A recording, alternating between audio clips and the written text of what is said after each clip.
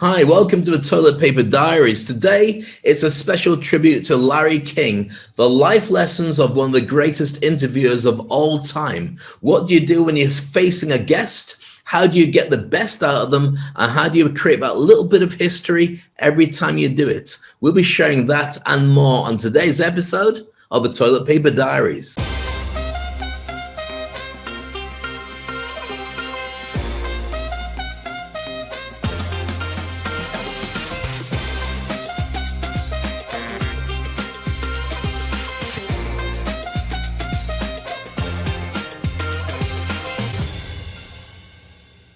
Hey, Dave, great to see you. This week, we are celebrating a number of things. Well, first of all, we are celebrating 90 episodes. This is episode 90. My It's goodness. amazing. Yeah, it's incredible. Also, another thing that we're celebrating this week is the fact that this week is exactly 1 year ago that we went into lockdown. No. It's unreal. I mean, I remember You're kidding me. really one year that we went into lockdown this week. Now, another of the very interesting things of what happened was that I remember that we had this, when we started on the Toilet Paper Diaries, we had this like a clock, like saying, well, we have been now 15 days, then we had 20 days, then we had 30 days. And suddenly, I mean, the clock only went to 100 days. And we had to dump it. It's so bizarre because that means if we went into lockdown, we started the show, 4 or 5 days after lockdown? We started the show exactly on the 16th of March, 2020. Wow. Yeah. Well, in that case, it's going to be happy birthday before we get to 100 shows. So Yeah. happy birthday, Ernesto. Happy birthday. Cheers. I'll drink to that, even if it's water. Absolutely. The other thing that we have to celebrate is that this week is International Women's Day, but I would like to say week, and it should be month, and it should be always, because, I mean, I think females and women can all be celebrated. I don't think that we will be doing that good if there will not be, we will not be surrounded by those amazing human beings. It's a really weird one, isn't it? It's like having Black History Month. It seems like for only 1 month it matters, talking about people who are alongside everybody else and should be treated like gold anyway, because then for the other 11 months they're not so important. Maybe one day I'd love it to be a time when we don't call a month anything, because we all know anyway. But the fact you have to flag it up just proves that we've still got so much work to do. Yeah, I just posted on my Facebook very beautiful. It was from 1941, because I think that's when it got started. It is a picture of a little girl looking at herself in the mirror, and in front of her is Wonder Woman. So I think it's just a great thing that, I mean, has lived for so many years. But anyway, Dave, today we have a really interesting episode that we're going to be talking about interviews, because that's what many people are doing right now. I mean, they're doing interviews. And sadly, through the pandemic, actually, I just learned that he actually passed from COVID, Larry King. So we're going to be talking about Larry King. But before we do that, and in this one, Dave, I want to get your opinion on it, because something happened this weekend that I mean was a little bit shocking for me to see. That was the interview from another great interviewer, Oprah Winfrey, interviewing the Harry and Meghan Markle. So what are your thoughts of it? Well, I mean, arguably, I would say that Oprah Winfrey is a better interviewer than Larry King. Certainly, that's true now. But I think she had a certain empathy with every guest that allowed people to go down to be emotional in a way that they wouldn't with anybody else. Larry King was business, very much about getting the business out. Who are you? What do you do? Let's get that message to people. But Oprah would push past that to get to who you are. And so you found predominantly big stars just bursting into tears on her show. And it's that sensitivity that means that when she does the interview with Prince Harry and Meghan Markle, they would feel comfortable with her.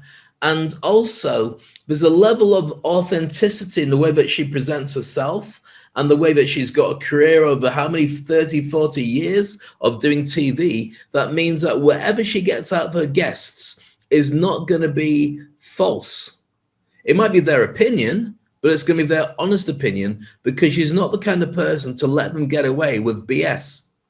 So for me, watching the interview and the bits that I've seen so far, I find it challenging because, as you know, I left the UK 30 years ago. And when the particular thing that everyone's talking about is how the royal family turned around and they weren't so keen on how dark the child could be from Meghan Markle.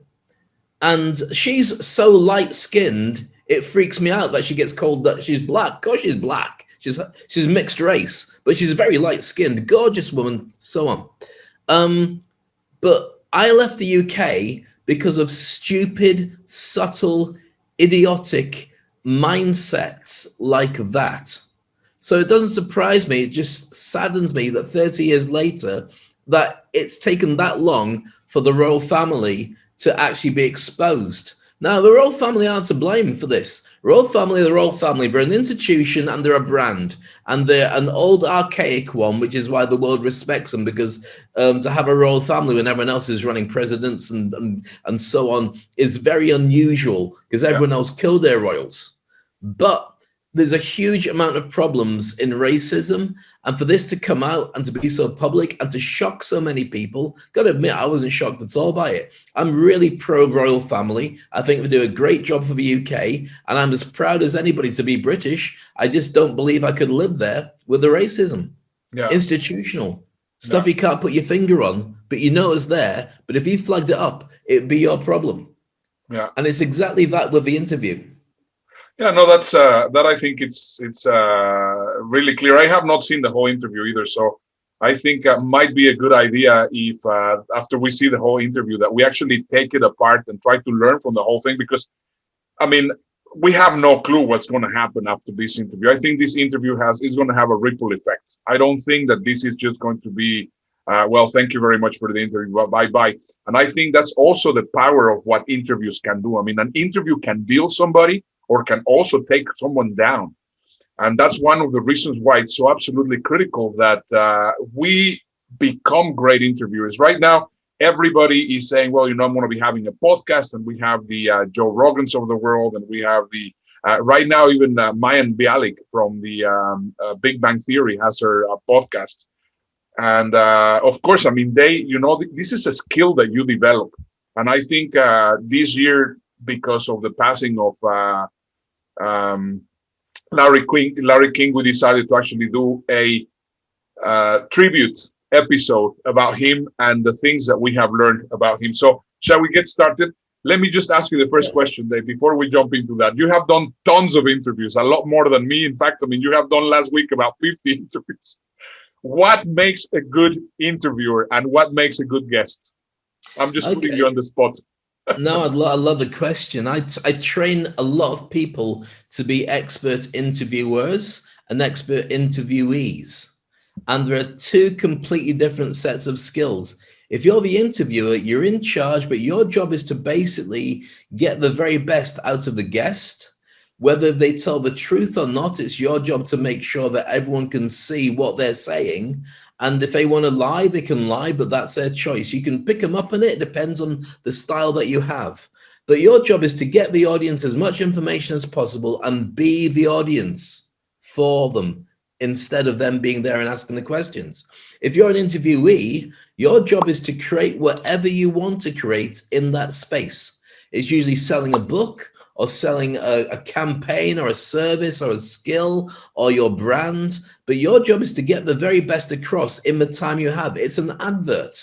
Now, even if you end up being held to court and it's treated like some kind of judgment where they're going to ask you a ton of questions, you're still selling your innocence. So you're still looking after your brand. And some people are completely brilliant at it. One of the best I've ever seen is Donald Trump. Brilliant. He would just change the game from the minute it started to the minute it finished. You're playing Trump's game, and he may or may not answer anything. And he's funny enough to throw red flags and also red herrings at the same time. So you're watching him and going, you didn't answer the question, but you gave me a funny answer, which means I've got to move on. And he just was fantastic at doing that. So, like him or don't like him, you can't argue with his ability to be a great interview guest. That's an awesome answer. Okay, so let's get started. Why don't we get started with this short video, which it's just about a minute and a half, 2 minutes, and it just shows the trajectory, the 60-odd years that Larry King was a broadcaster, and that he did 60,000 plus interviews. That's just really amazing. So let's have a look. For more than 60 years, he interviewed everybody who was anybody. Tonight, the legendary Liza Minnelli on marriage. Would you marry again? Are you nuts? Oscar winners. Start spreading the news. The legendary Liza Minnelli is here. Tonight, exclusive Presidents. candid conversation with President George W. and Laura Bush from the White House. You ever get you to say, maybe I was wrong? The decision to remove Saddam Hussein was the right decision. Not friends anymore. If you were in the public eye, you came to the court of Larry King. Were you with the president at times when intimately, and he would also be conducting affairs of state? The story that he was on the phone talking to congressmen? Yes. It's the witching hour, Miami Beach's Midnight Flyer program. Born in Brooklyn, he rose to fame in his 20s as a disc jockey in Florida, spoofing his role in this 1960s TV crime series based in Miami. Hey, creep. From the nation's capital, you're listening to The Larry King Show. By the 1970s, he was broadcasting his late-night radio show, Coast to Coast. Across the United States, this is The Larry King Show, Coast to Coast on Mutual Arts. Preferring not to prepare too much for an interview and simply let the conversation unfold. I like spontaneity. That's the kind of broadcaster I am. I'm coming on the air, saying good evening. My guest tonight is, I have no idea what that question's going to be. 5 great reasons to check out Larry next week. In the 1980s, King joined a new 24-hour TV news station, CNN, gently probing everyone from Donald Trump. Rumblings in the Trump camp point as far as the presidency. Could the Manhattan magnate be eyeing the White House, or is he just calling a bluff? I have no intention of running for president, but I'd like the point to get across that we have a great country, but it's not going to be great for long if we're going to continue to lose $200 billion a year. When the man says, and now... To Frank Sinatra. I tremble every time I take the step and I walk out of the wing onto the stage, because I keep thinking to myself, I wonder if it'll be there. After leaving CNN, those famous braces could be seen until recently on Larry King Now. They go, cut, cut, what is she doing? His new talk show was criticised for being syndicated on the Russian-sponsored TV network RT. People don't expect you to be sitting at certain board tables. You sense that. But with guests like Oprah, Larry King proved that even in his 80s, he still had unrivaled pulling power.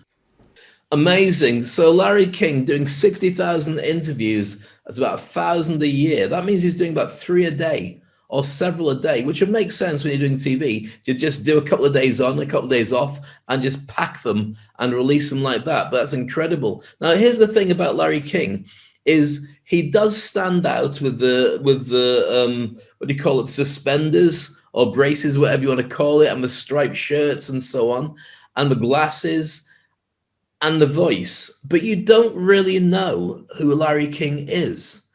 Even after all the interviews, you only really know the style that he brought to his interviews. And that's a great thing about an interviewer. It's not about them, it's about the guest. And if they can bring the best out of the guest, then you get the very best out of the whole interview. And he was a master at making sure you never went away empty-handed. Whoever he had on, he was brilliant at producing it. So that's a great thing about them not being the star, realizing the best way to do it is to make the guest the star.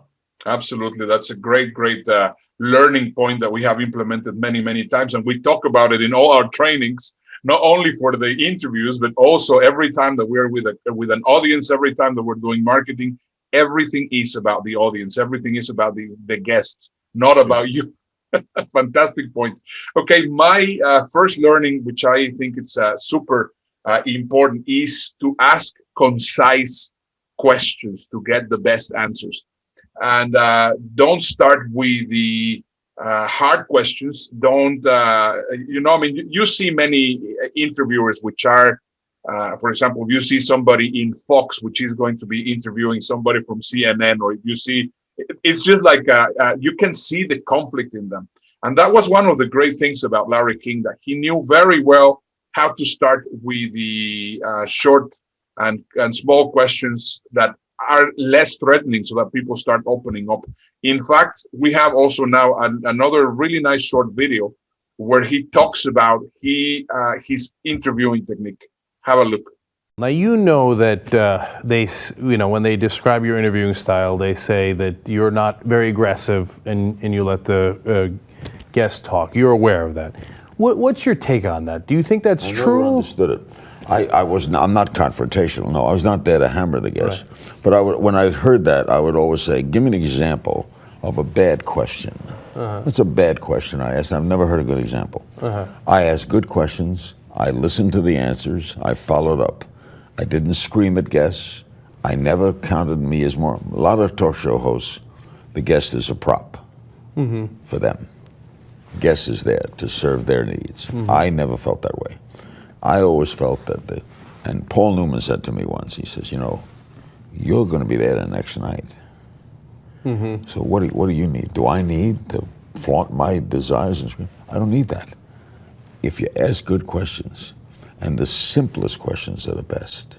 And I used to ask questions, because I never thought about a question, I never planned a question, I never had questions written, ever. But I would ask questions that and people say to me, wow. I'll give you a simple, I'll remember one thing this year. Interviewing a pilot. When you're going down the runway, you know it's going to take off? Pilot said, I've never been asked that. No one ever asked me that. Is it going to take off? I asked bus drivers when I was a kid, why do you want to drive a bus? I had asked doctors, why they choose that specialty? What's it like in an operating room? What's it like when you open somebody up? What is that like?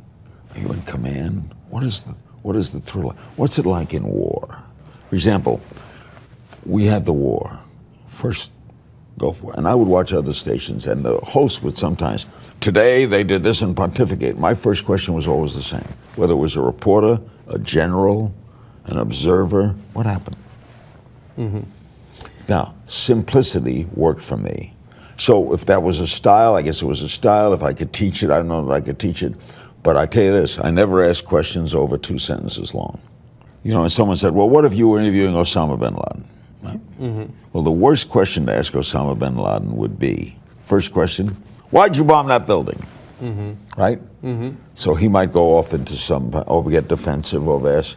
My first question would have been, you came from one of the richest families in Saudi Arabia. Why'd you leave? Yeah. Now, then I'm going to learn more. When I get around to 9/11, I'm going to come from what led this man, rich man, to live in caves, to come around to that. Because my friend Herbie Cohen, the great negotiator, told me, and I learned, no evil person looks in a mirror and says, I'm evil. Yeah. Right? I talk about that all the time. Hitler didn't think he did anything wrong. He combed his hair, I'm going to have another great day. Right? So if I approach him that you're wrong, wonderful. Might make exciting television, you don't learn anything. But if I approach him as, why? What took you to this? Why do you think this way?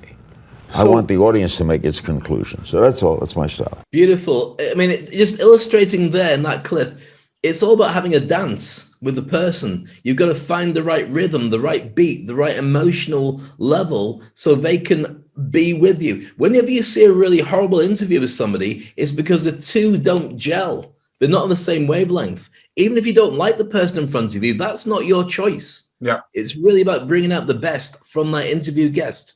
So I would like to add to it, the thing I would say is, don't worry about the interview guest being liked. That's their choice and their brand. And don't worry about them liking you or your audience liking you.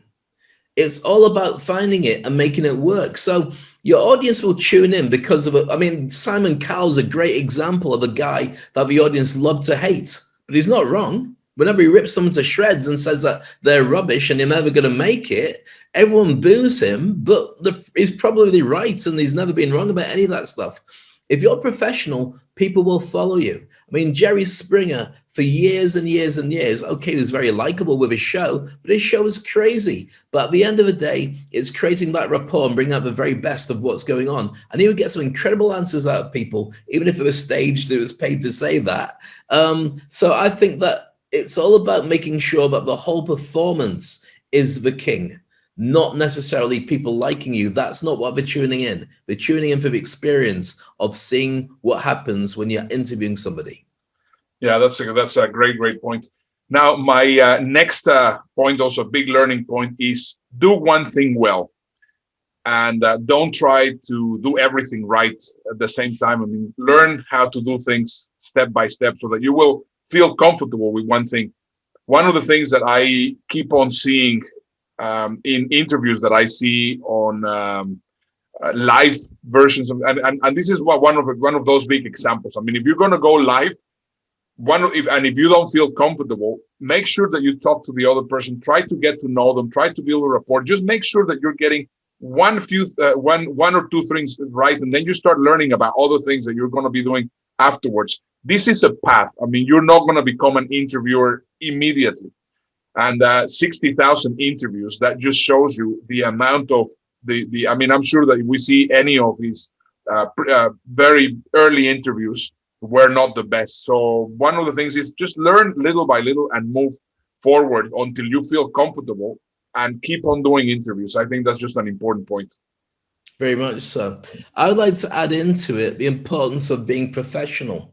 And that's professional of everybody. So whether you're dealing with a real dignitary or a rock star or a movie star or somebody who gets tons of accolades and awards, or you're talking to somebody who's on the way down in their business and the whole world saying that they're not very good, or a janitor, doesn't matter. When they're in a seat opposite you, treat them with respect. Be completely full of compassion for who they are, because at the end of the day, even if somebody does go incredible wrong and they're horrible to everything you hold as a value, in their world, they're right. And as an interviewer, your job is to reflect the good, the bad, and the ugly, and let the audience decide. If you go in and you go at them from your point of view, what will also happen is the audience is going to be watching the reaction of the person in front of you. And if they end up thinking it's unfair and the audience think it's unfair, you'll undo all the stuff you were aiming for, and they'll get a ton of sympathy that you've created by going too hard at them. Absolutely. Similarly, if you're talking to somebody in the audience and somebody in the audience argues with them, but then they start crying because of the point that you've made, you lose all sympathy, even if you're right. So you have to have a level of empathy and professionalism. So if the person in front of you crumbles, that's their choice. That's their choice. And you've got to make sure that you weren't responsible for creating that unless it needed to happen from the direction that they were taking you. Yeah, no, that's absolutely right.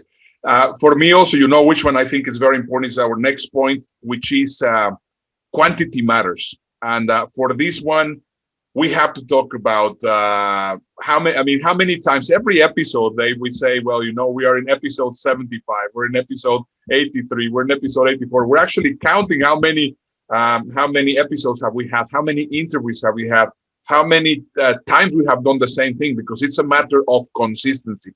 In every single thing that we have been saying, if you want to have a good TV show, if you want to really make it, this is one of the things that I have talked to every person that comes to me or comes to us to say, how can we do a TV show? Well, the whole thing is consistency. And in interviews, you need to be having more and more and more and more and more interviews. This is just absolutely critical. Now, is it going to be painful? Because, of course, has there been times, Dave, that we say, well, we have to do the show, and sometimes have we felt, well, I don't really feel like doing the show? Has it ever happened? Look at last episode and look like me. I look like a zombie, death warmed up. I was so tired. I'd just done 4 days of interviewing chefs back to back, and then on the night time we went live, and I just wanted to sleep. But it's your job. But here's the thing about it. That whole point about getting those interviews is you also, I mean, Larry King has passed now, and that's very sad. But those 60,000 interviews, those 60 years, are not just a history lesson of the people he's interviewing, but that you got a snapshot of him, the way he dresses, the way he acts, the things that he thinks are cool, things that aren't. Even though he stayed pretty stable all the way through, the style is consistent, and it's almost like a time machine. So it's worth creating that body of work so you know that people can tune in at any point. I mean, know what they're going to get on the tin. It's like McDonald's or any fast food outlet. Around the world, they're one of the most popular brands, because if you go to a country and you don't know what food you want to eat because you don't know what they make, if you see McDonald's and you're happy with it, you make a beeline for that because of the fact it's consistent. And that's what every interviewer needs to do. They need to know that when they arrive, they're in safe hands. This is the audience, because you'll do what you always do. Even if you're biased or you've got a political stance, you're going to be consistent in it. Yeah. Yeah, you have a great point there. That those words, body of work, now more than any time in history, a body of work, it's incredibly important. Right now, you cannot prove a body of work on a CV or on a resume. That's just not done anymore. I mean, it sounds even stupid. I just saw, for example, in LinkedIn that Netflix was looking for, and it was a very funny thing because they tapped me for it. They wanted a trainer, and they were. So I said, well, okay. I started seeing what the requirements was, and one of the words that they had there on their request for a new trainer was, we need to have evidence of your body of work. It's the first time that I actually see it on a job application. I mean, not that I apply for jobs many times, but I have seen many job requests, not applications, but many job requests. And it says, we need to see evidence of your body of work. So that's a very, very good point, Dave. It's completely true. And one of the things that, I mean, we've been advocating about creating our own TV show and so on now for over a year. We've been saying it actually for a long time to create videos, but more so now about TV shows, because it's the only way that a speaker will be able to reach an audience on a regular basis. And I still believe that the speakers who do it are going to create a relationship with an audience that will never need to go away, because once you declare you've got a TV show like this, it's proof that you're at a certain elevated point, like Larry King. Whether Larry King was part of CNN or part of Fox or standalone, it's a Larry King show. You tune into it. Yeah. If you're not doing it, then you've got no evidence that you really existed. I hate to say that because that's a really rude thing to say about somebody in the speaking profession, but it's such a requirement now to say, I have proof that this is what I do. And you have to have proof that people can just jump in randomly and see the same quality, because when they hire you, that's what they expect. They don't want good days or bad days. They want to know that they've got certainty that you will provide exactly what it says on the tin. And that's kind of important. Yeah, absolutely. And I mean, Larry King, one of the things that he used to say is keep on keeping on until you die. This is something that you don't have to retire from. You can just keep on journaling. You can just keep on reporting. You can keep on interviewing people until you die, and that is going to be the legacy that you're going to leave behind. And I think the legacy that we got from Larry King, 60,000 interviews. I mean, he went from Frank Sinatra. He interviewed President Reagan, President Nixon, President Ford, President Carter. He interviewed the Dalai Lama 3 or 4 times. He interviewed Muammar Gaddafi. He interviewed, you name it. I mean, how many interviews have I seen from Larry King? And as you were saying, I mean, it's not the outfit that he was covering him. It was Larry King, because after he left CNN, he started his own TV show and his own podcast. And there's over 1,000 episodes of him doing interviews with everybody and anybody. So this is one of the things, if you ask me what is one of the things that I definitely have learned from Larry, was that this is something that I'm going to continue doing for the rest of my life. I mean, this is just basically part of my daily routine, doing my videos, doing my show, everything. Here's the thing. If you're doing what you love and you're good at and people are paying you for it, why would you ever want to retire? Because what you're retiring from, being you, why would you want to not do what you do? As long as you've still got an audience and they're paying and you're loving it and you're brilliant at doing it, keep doing it until the day you drop, because there's people who want to see how good you are. And you never know when your most interesting interviews are coming up. But here's a question, Dave, because I think this is an important one. Do you actually think that after he left CNN, he was actually paid for every interview that he did on his own podcast? He probably wasn't at all. Yeah. He was probably doing it because he wanted to do it. Yeah. I mean, he's Larry King, so he's sponsored for his show, and a sponsor will just say, yeah, make sure that our name's at the beginning and end of a show. But after that, he's driving it himself. But he's also got a lineup of people wanting to be interviewed, because when you got something like Oprah Winfrey or Larry King, it's a trial by combat. It's a trial of, it's a passage right. To be on that show means that you are somebody. It means that 60,000 people were worthy of Larry King during his lifetime. Only 60,000 out of what? How many billions of people lived during that time? Correct. So it's quite an interesting angle. So what I'd like to say now is, when I worked for the BBC, there's a very interesting point that I learned in the beginning. And when I used to interview politicians, I was really good friends with Mo Mowlam, the lady responsible. She was the MP for my area of Redcar, but she was also responsible for bringing the peace process to Northern Ireland. Incredible lady. She's no longer with us. But I learned that when you talk to politicians, whether they're right or left or center, it doesn't matter. Your job is to be a mirror. Your job is to bring out the very best of who they are by asking the questions that they will react to. And if you get personal on it, then you've lost the case. And that's what people will pick up on.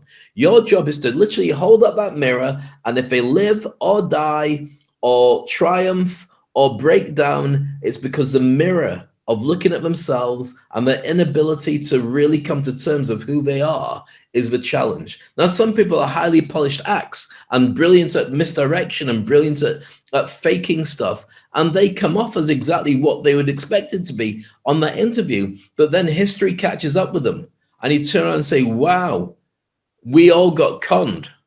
So your job is not necessary to get that person to tell the exact truth at that moment in time. You can challenge them. You can also make sure that you get the very best out of them, because the performance is everything and the engagement of the audience is everything. But if you can turn back later and say they lied to me, that doesn't mean that you are wrong in your interview. It means that when you realize that they were doing that to everybody, you were just part of that entire legacy. But people can study that, look at the lies and go, oh my goodness, look at how they're joking about that. And so part of that job is like to be in a courtroom. You're almost asking them the questions you need to do to whether they go to prison or not, but that's not the end result. But in many cases, when you got somebody who has got a criminal past, or they are trying to get past it, you might well be the catalyst that starts that process. So you have to take it the utmost seriousness and be neutral for it to work. Yeah, you know what that makes me think? I think it's pretty much like if you are a history camera for per se. I mean, you're basically recording slice of time, and that slice of time is going to be there forever. And I think it's just an interesting point of view. You think that you're going to be a snapshot of life, and how many times we have seen that suddenly they start talking about someone else, and then they get the clip of the interview that they were having with Larry King. Or not necessarily with Larry King, but I mean, sometimes the life of somebody is going to be said by the interviews that they had, and also they're going to be featured, and you're going to be there. So that's why this is an important thing. Now you're going to be saying, well, yeah, but I'm not going to be interviewing celebrities. That doesn't matter. I mean, you have to always be looking for guests, because of course you are also helping them create their own snapshots in life. And that you as an interviewer, I think that's just a super important role. It's not just only trying to say we are going to be talking about what you're doing or what's your next project or whatever, if you ask the right questions, those questions on the interview are going to be that snapshot, that slice of life that you are giving as a gift to your guests. And it's also very easy to be caught out because you have your own pre-chosen agenda of the questions and so on. Remember, when you're interviewing somebody, it's a dance. It literally is, you got to get the same wavelength and you lead them or they lead you. And it's almost like fencing. I remember interviewing Wesley Snipes when he came to Dubai for the opening of Planet Hollywood. So he comes on stage and we've got thousands of screaming fans and Bruce Willis and Amitabh Bachchan and who else, Cindy Crawford and Sylvester Stallone were there as well, Patrick Swayze as well. So Wesley Snipes comes on, I'm interviewing him. I said, so what have you been up to? He said, I've just finished making a movie, it's coming out soon. I said, okay, what's it called? He said, Blade. I went, okay, what's it about? It's about a vampire. Okay, cool. So what else have you been working on? Now, Blade turned out to be one of my favorite movies of all time. And I didn't equate it with the Marvel character because I wasn't paying attention properly. Yeah. I was just doing the interview for the audience in front. Otherwise, I would have got so excited. And so many times when you're interviewing people, they drop the ball or they drop a nugget. And only when you listen back to it, you go, I should have picked up on that. If you're in the dance with people, and if you're paying attention to them and you're not so worried about the next question that's coming up, you're more interested in getting the best out of them until it feels like you've sucked all you can out of that particular answer, then you won't miss a beat. And your job is to be the person that picks up everything. Because the last point I'd say is you are the eyes and the ears and the voice piece of the audience watching. So a typical thing, and you know this from working on stage as well and working on TV, when you're interviewing somebody, there's a number of different audiences. There's the audience of the voices in your own head that you're listening to saying, ask them this, ask them that. You've got the audience in front of you, which is the person you're interviewing. You've got the directors and the producers of a show who are the audience that you've got to impress, just like sponsors or organizers of the event. Then you've got the audience who's in front of you, who are there watching. Now, the audience in front of you is really important because when it's being televised or streamed, the audience in front of you is going to be the sound and the voice and the impression that's made on the people watching at home. If the audience cheers, they feel like cheering. If the audience feels sad, they feel sad as well. And that's why Oprah Winfrey's show is so brilliant, because she creates that audience reaction. Larry King doesn't do that. Larry King has a one-to-one. And there's very few times you actually get an audience clapping or cheering. It's not how it works. With Oprah, that's very, very different. So you are representing the last person at home watching it. And you've got to be aware of all those different things. Because if you do something that works with the audience in front of you, but it doesn't work with the audience at home, they just feel cheated. Yeah. So there's a lot that goes on with that one-to-one. That's awesome. I think we have covered a lot of really good points and a lot of nuggets that will help you, as it has helped us, learning from this amazing interviewer, Larry King. Dave, we just finished episode 90, and hey, that's great. That's fantastic. And I think it'll be very nice to leave with a very nice video of all the funny clips of not all the funny clips, but some of the funny clips of some of Larry's interviews. But before we do that, I think it's just important to acknowledge that today you were also in pain.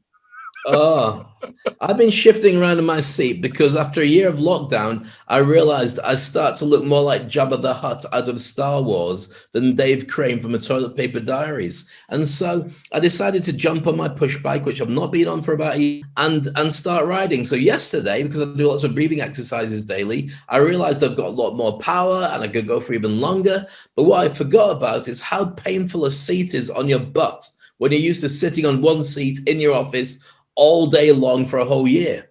And when I got back, I couldn't walk. I was walking like a cowboy. So today I jumped on the bike again. I said, right, make it a habit, go out and do it. I got about maybe half a mile from my home and I couldn't sit down. It felt like I'd been beaten up in the body area, but I couldn't go back because then I'd given up. So I still went for my mile ride, but I was freewheeling a lot of it. I was going slowly. I had people lapping me. So I looked like an old man who'd grabbed his kid's bike and decided to go on a ride around the block. But I still have faith that it'll be working out all right for me. But I can't go wearing my gym shorts anymore. I have to get one of those ones with a built-in hiney protector. So before I do that again, I'll just have to make sure that my butt is small enough to buy one. So on that bombshell, and with that, what did you say? On that bombshell. In that bombshell, yeah. In that bombshell, what's the lesson that we can learn? That even if it is a pain in the rear, you have to keep on doing your interviews. See you guys next week. Nice one. Cheers. Bye-bye. Do you have nuclear weapons? What was the question? Do you have nuclear weapons? Sorry, I can't hear you. Are you developing nuclear weapons? No, I literally can't hear you. I'm going to another question. Oh, I can hear you now. He didn't just educate you, didn't just inform you, but he entertained you. He did it in a manner that people didn't turn off the set. They leaned forward to hear more. Larry King. Larry King. Larry King. Larry King by name, King by nature. He has conducted over 60,000 interviews, including 7 US presidents. Welcome to the stage, Larry King. You've so flipped over this, aren't you? It's the best interview that I've done on the podcast, hands down. You're so excited. I mean, there are moments in a person's life when they really feel it. And I know, Kerwin, you feel it this moment. Oh, I do. But he was the nicest, kindest, just a really good man. If I've made things better for humanity or for one person, boy, I'm glad I've been around.